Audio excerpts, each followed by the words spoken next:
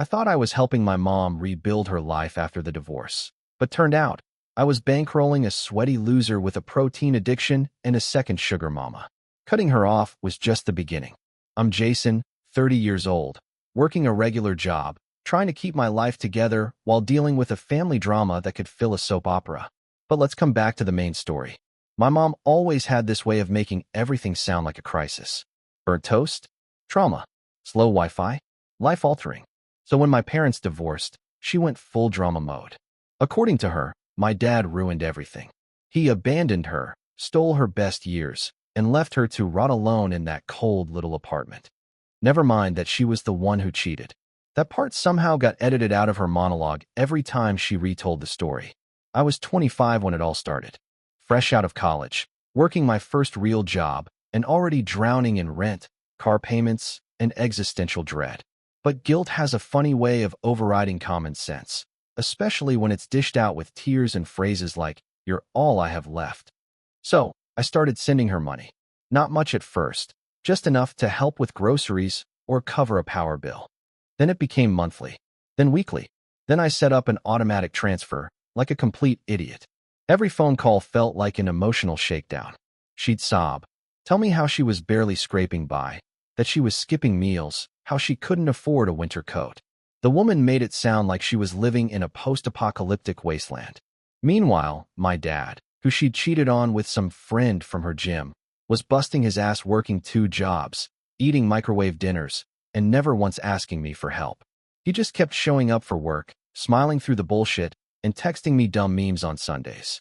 But Mom? Oh no. She leaned into the victim role like it was a full-time job. Aunt Marie would call sometimes and casually drop comments like, "Your mom says you're the only reason she hasn't ended up homeless." Which, cool, no pressure. And I believed it. Why wouldn't I? She's my mom. Moms don't lie about being broke to their kids, right? Then came the emergencies. Suddenly, her car needed repairs every 2 months. Then it was unexpected medical bills, even though she still somehow had better health coverage than I did. And God forbid I questioned it.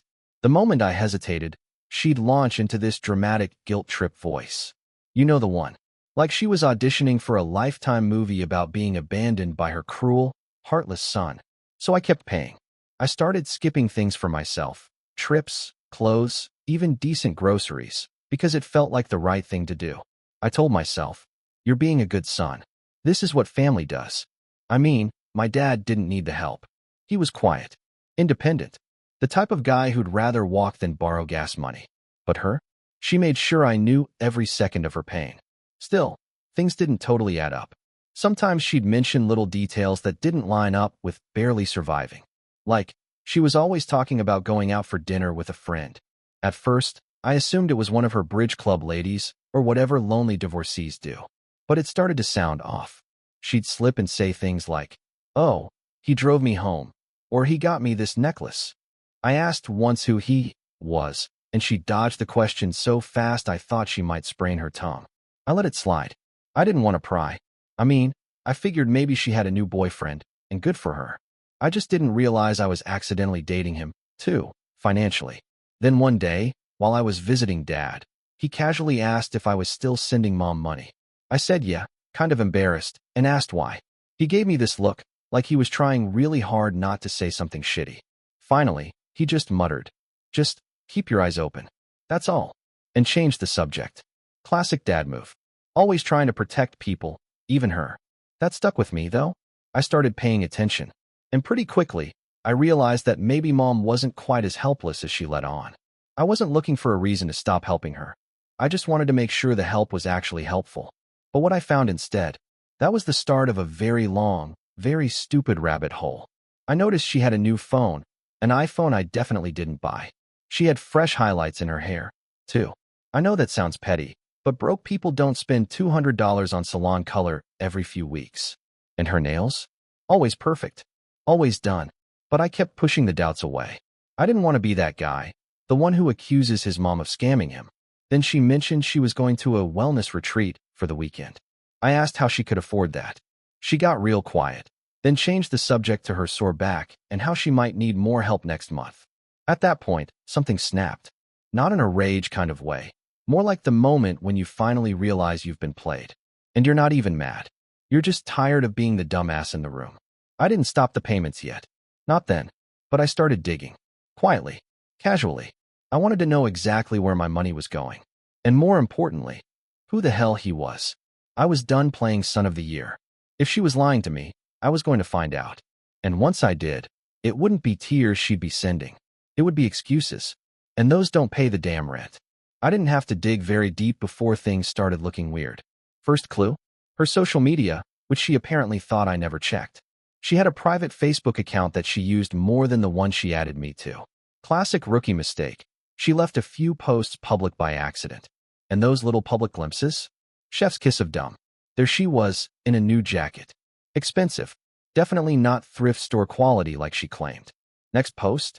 Her posing next to some tricked-out Mustang with the caption, "Proud of him," and a bunch of flexed arm emojis.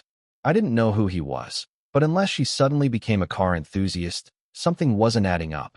I zoomed in on the background of that picture, recognized the name of a local gym. So I did what any paranoid but patient son would do. I waited. Next few weeks, she kept slipping up. I had sushi last night. We saw that new action movie. He brought me takeout.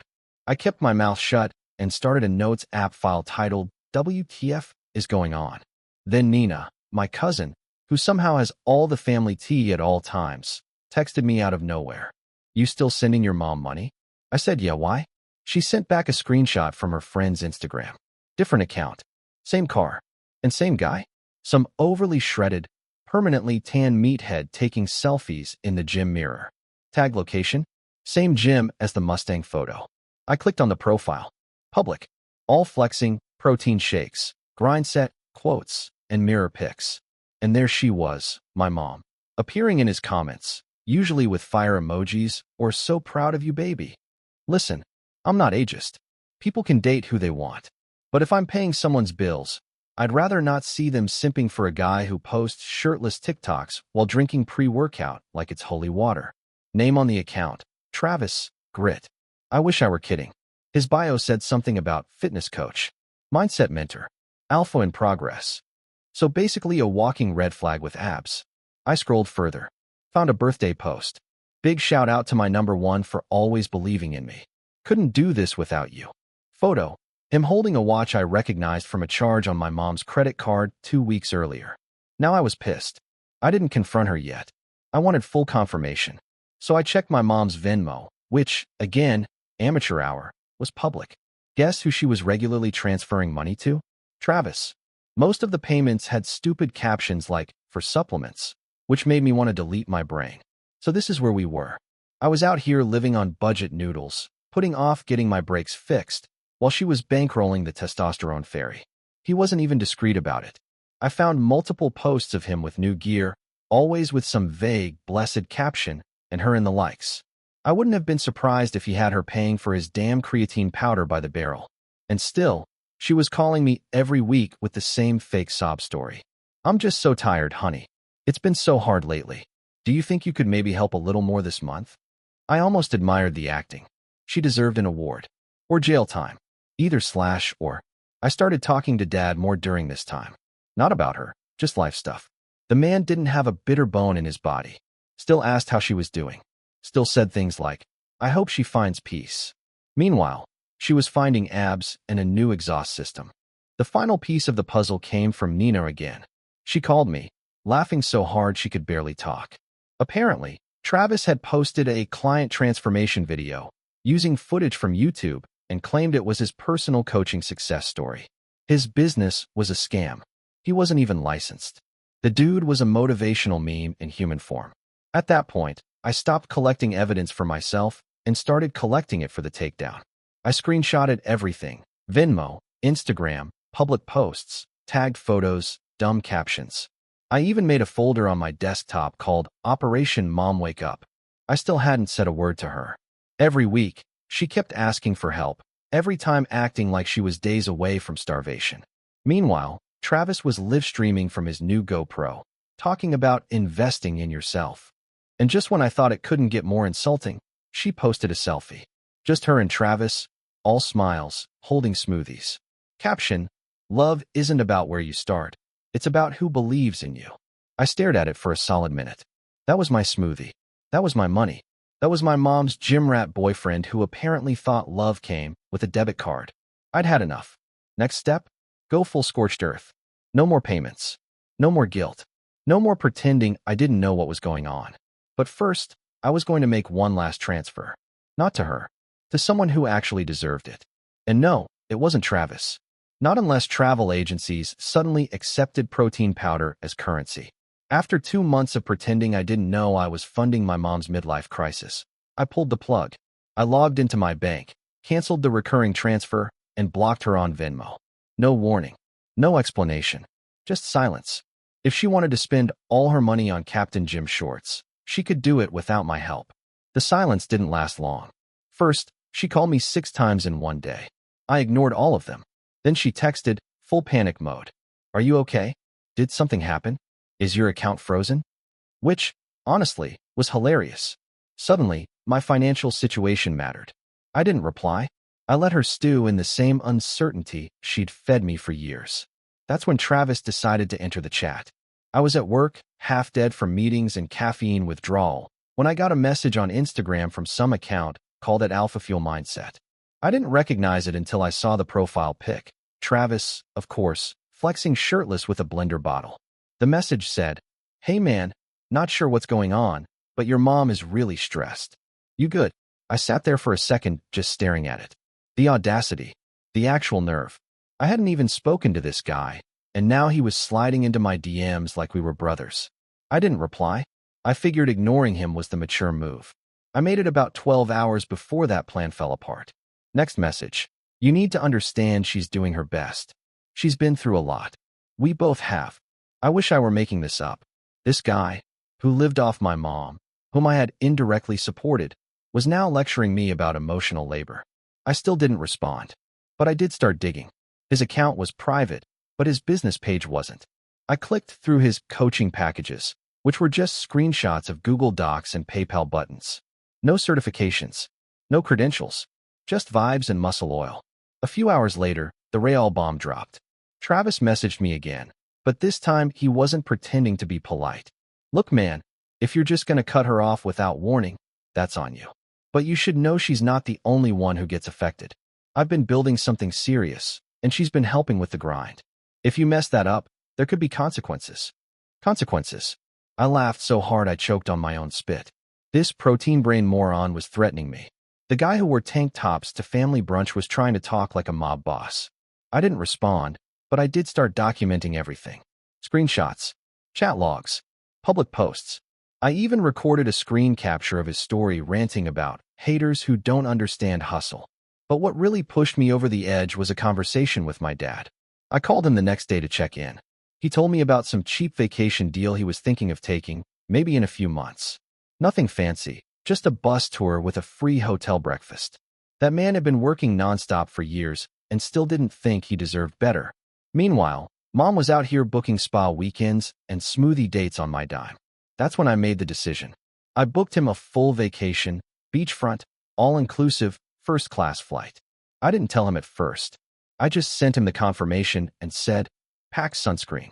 He thought I was joking until I forwarded the ticket. His reaction? Are you sure?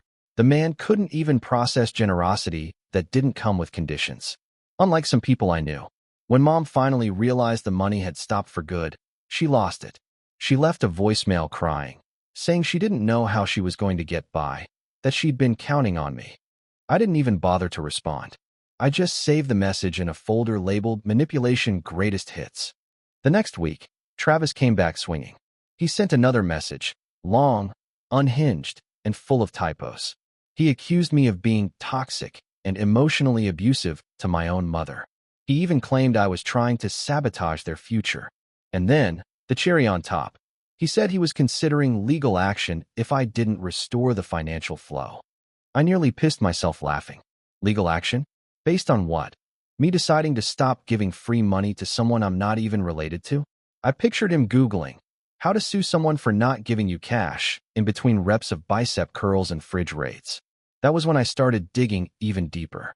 See, if this guy was dumb enough to threaten me, I figured he was probably dumb enough to leave a trail. And oh boy, he did. I found a Reddit thread where someone warned about a fitness scammer in Florida who steals routines and sells fake coaching. They posted screenshots. Same guy. Travis had been running scams for years, mostly targeting middle-aged women and younger girls trying to get fit.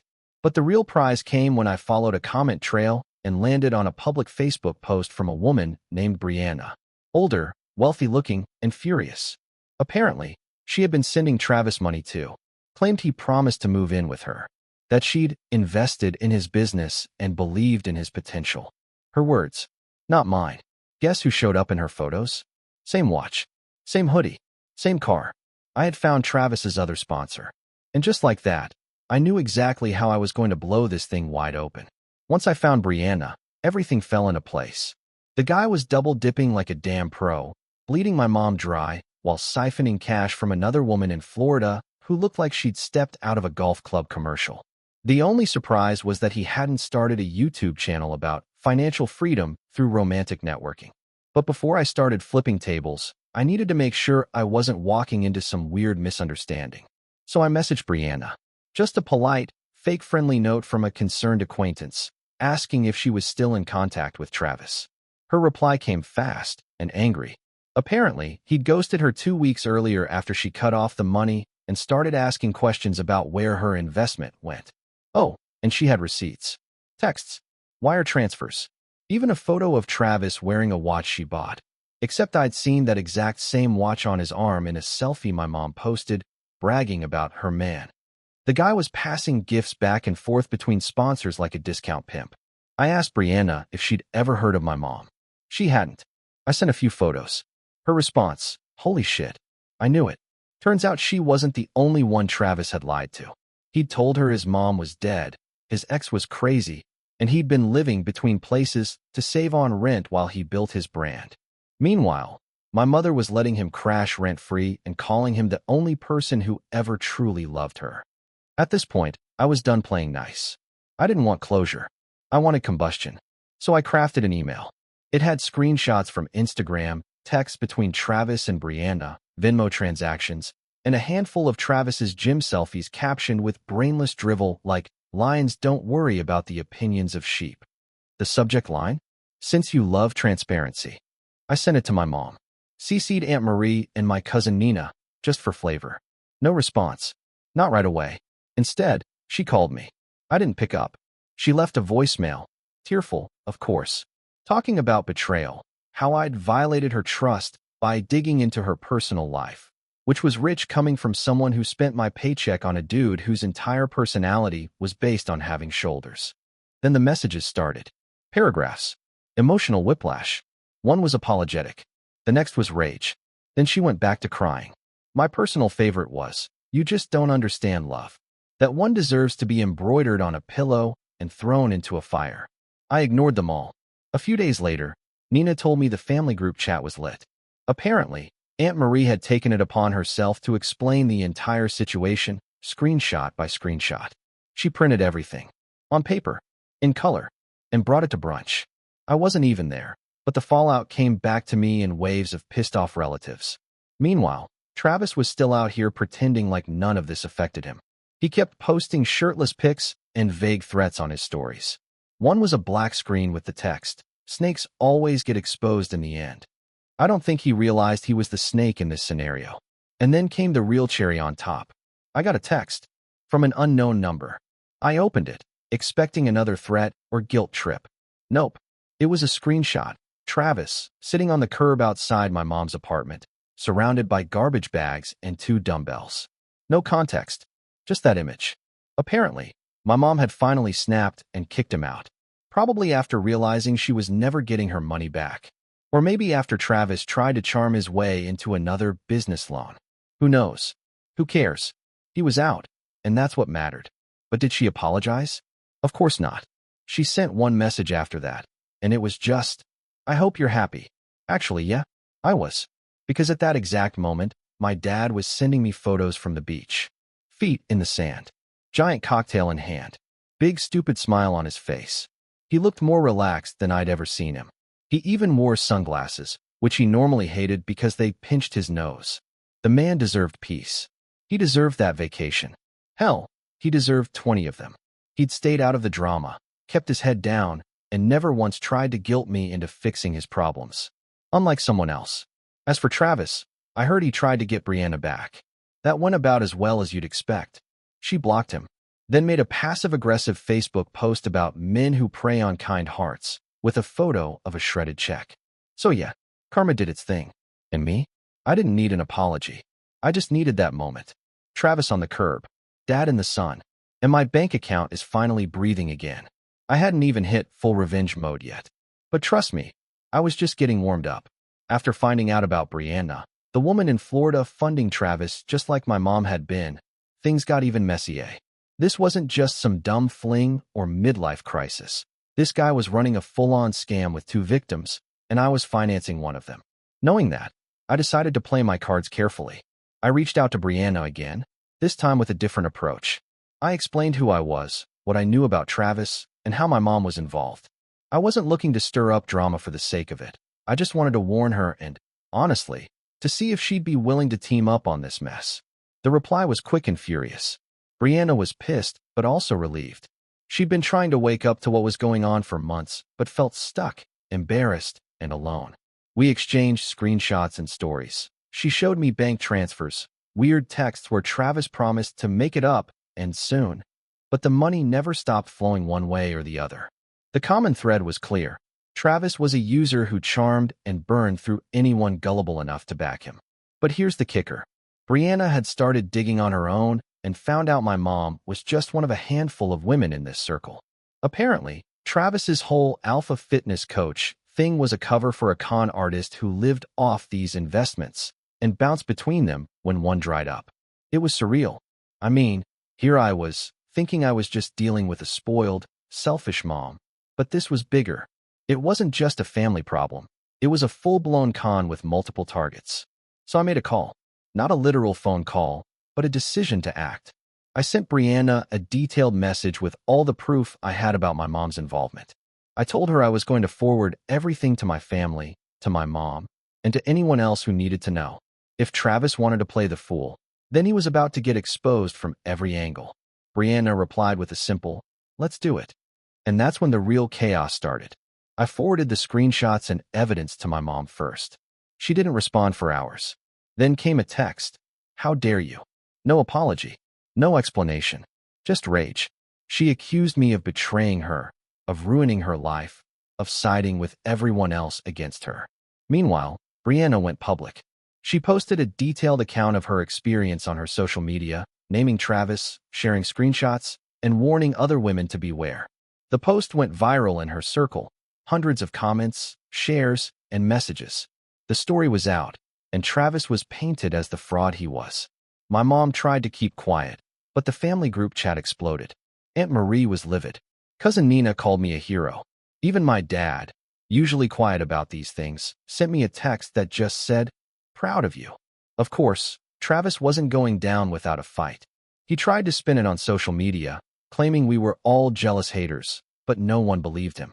The pattern was clear, and the evidence was overwhelming. The fallout was brutal. My mom went from victim to villain overnight in the eyes of the family. Travis lost his clients and sponsors. Brianna found new support. And me? I finally felt like I had control over a situation that had sucked me dry emotionally and financially for years. This arc wasn't just about exposing lies. It was about reclaiming power. I'd gone from being the sucker paying for someone else's selfishness to the guy who pulled the rug out from under their entire con. But the story wasn't over yet. Because the family drama was just warming up, and the next chapter would bring all the pieces crashing down in ways none of us saw coming. Once I dumped all the evidence in the family group chat, things got explosive fast. Aunt Marie didn't hold back. She forwarded screenshots to everyone, printing out receipts and throwing shade like a pro. Cousin Nina was typing so fast, you'd think she was live tweeting a disaster. Even Dad got pulled in, though he mostly stayed quiet, just sending me thumbs-up emojis in private messages. My mom went from queen of manipulation to the family pariah overnight. She tried to play the victim, posting vague statuses about betrayal and how family is supposed to stick together, but no one bought it anymore. Most of the relatives started distancing themselves, and the only ones who called her were her gym friends and, obviously, Travis's dumbass. Speaking of Travis, his meltdown was epic. After Brianna's viral post and the family scandal, his online presence turned into a dumpster fire. People called him out in comments, friends unfollowed him, and the local gym kicked him off their trainer list. He even posted a desperate plea, something like, "Everyone's against me, but the grind doesn't stop." Nobody cared. At a family gathering a few weeks later, I showed up ready for the usual awkward silence. Instead, I caught a surprising vibe. People weren't whispering behind my back. They were nodding when I walked in, almost like I was the guy who cracked the case. Aunt Marie gave me a wink, and even Dad cracked a joke about me being the family detective. My mom, on the other hand, was barely there. She kept to herself in the corner, scrolling on her phone like she was trying to disappear. I overheard someone mention that she'd moved out of her apartment. No one knew where, and honestly, no one cared. The family finally had some peace, but it wasn't because everything was fixed. It was because the lie had been ripped apart. No more pretending. No more fake stories about hardship and sacrifice. It was raw, it was ugly, and it was exactly what needed to happen. For me, this fallout wasn't about revenge anymore. It was about closing the door on a toxic cycle that had cost me years of trust and money. Watching my dad relax on that vacation, knowing he wasn't a pawn in her game anymore, that was the real victory. I don't know what's next for my mom or Travis. Maybe they'll figure it out someday. Maybe not. But as for me, I finally feel free from their bullshit. And if that makes me the bad guy, so be it. Sometimes you have to burn the whole damn house down to see the sky again.